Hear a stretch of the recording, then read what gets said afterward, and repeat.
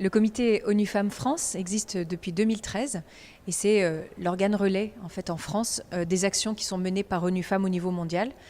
Nous sommes une structure bénévole mais qui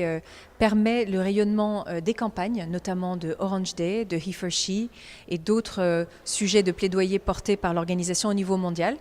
On participe bien sûr au débat national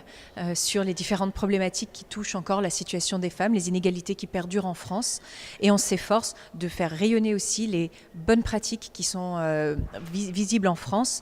au niveau international. C'est à la fois une association de plaidoyer, mais aussi une association qui permet de collecter de nouvelles ressources financières pour les programmes d'ONU Femmes à l'échelle internationale. Comme toute organisation basée sur les principes des Nations Unies, le comité ONU Femmes France s'intéresse à toutes les démarches qui vont viser une amélioration de la condition humaine en général et bien entendu une approche comme celle de convergence autour de la réduction des inégalités, de la réduction de la pauvreté et bien sûr d'un monde dans lequel l'environnement soit préservé ne peut que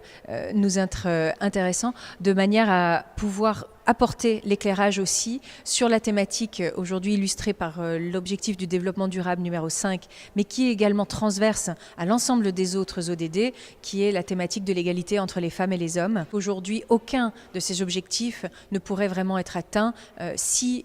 dans le monde on perpétue des discriminations comme celles qui existent aujourd'hui. L'agenda 2030, comme on l'appelle, est vraiment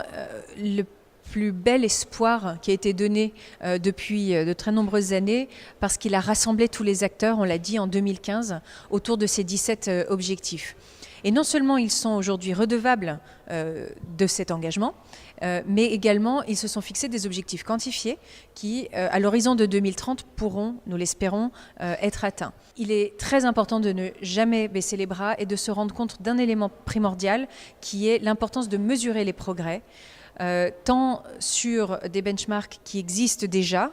notamment issus des objectifs de développement pour le millénaire, mais aussi sur tous ces nouveaux objectifs qui ont été stipulés en 2015 et pour lesquels il n'existe pas forcément de référentiel mesurable aujourd'hui. C'est un des gros problèmes, c'est comment obtenir des données statistiques fiables, comparables entre les pays, qui va permettre réellement de savoir si on a avancé sur ces objectifs.